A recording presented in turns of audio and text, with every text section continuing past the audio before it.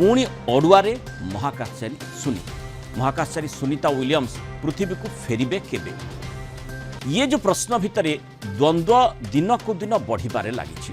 पुणी थरे आशंका बढ़ी कारण तांकु फेरे आनिबा पई जो प्रकार व्यवस्था करा जाउथला यांत्रिक त्रुटि जोगु क्रू 10 मिशन पुणी थरे अटकी लॉन्च पैड रे त्रुटि परिलक्षित होला सेथिपई रॉकेट लॉन्च होई पारि नथिबा कहा जाउछि।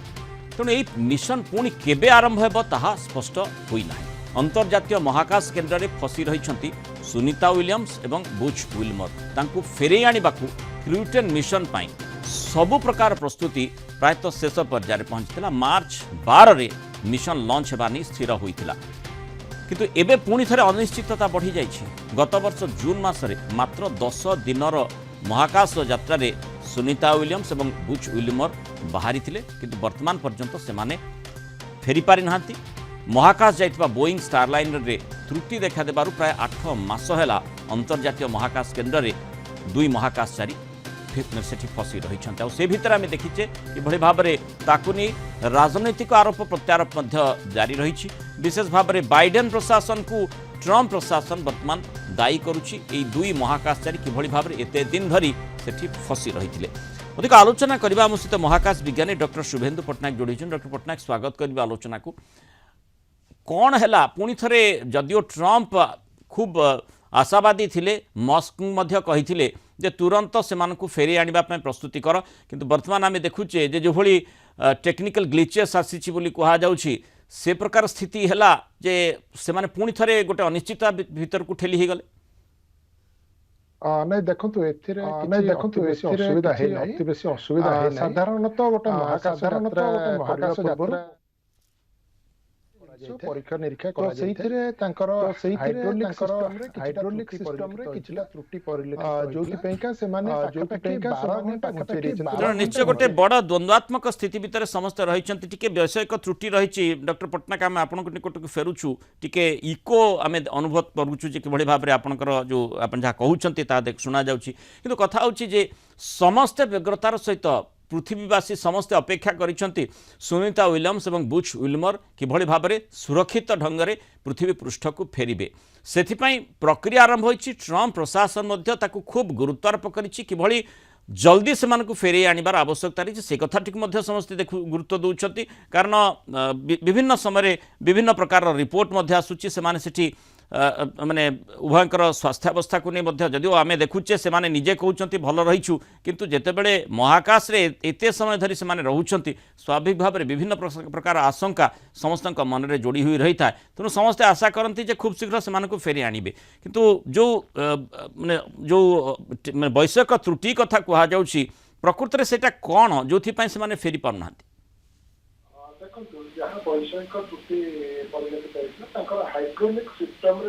हाइड्रोलिक सिस्टम रे हेची बोली नासा तरफ सूचना दे जाइछि आउ ताकू बोधे ठीक कर दिया गलानी। एबे जहाँ सूचना आसुची आमर भारतीय समय आज पाखापाखि राति 10टा बेले आमर जीव जो 10 क्रू 10 मिशन टी आउ से माने पहुंचला परे जोटा 16 तारिख रे सेमानकर फेरिवार थिला से माने 17 तारिख दिन फेरिवार योजना करा जाउछि।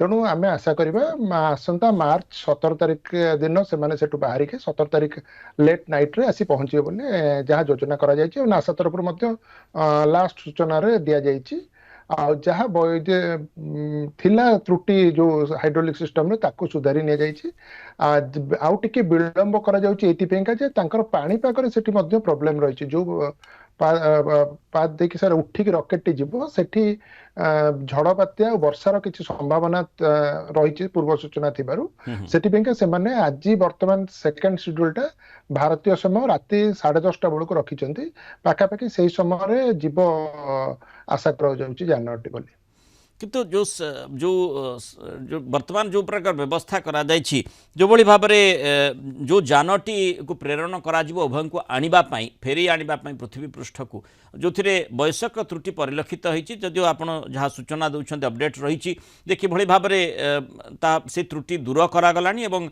लक्ष्य रही सेमानक निकट को जान को प्रेरण करा जिवो किंतु से प्रकार माने बिल्कुल कहि परिबा कि जे आमे जे कौन से असुविधा हेबो नाही।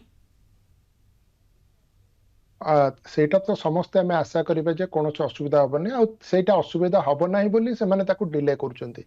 ଯାହା ବି ସାମାନ୍ୟ ତ୍ରୁଟି ପରିଲକ୍ଷିତ ହଉଛି ତାକୁ ସୁଧାରିଛନ୍ତି। ଆଉ ଏଇ ଯାନରେ 2 ଜଣ ଯିବେ ମାନେ ବିମାନରେ, ସେଇ 2 ଜଣ ଯାଇ ତାଙ୍କଠୁ ହ୍ୟାଣ୍ଡ ଓଭର କରିବେ, ତାଙ୍କର ଦାୟିତ୍ୱ ସବୁ ଗ୍ରହଣ କରିବେ, ଯାହା ସବୁ ଅଫିସିଆଲ ପ୍ରୋସିଜର ରହିଛି।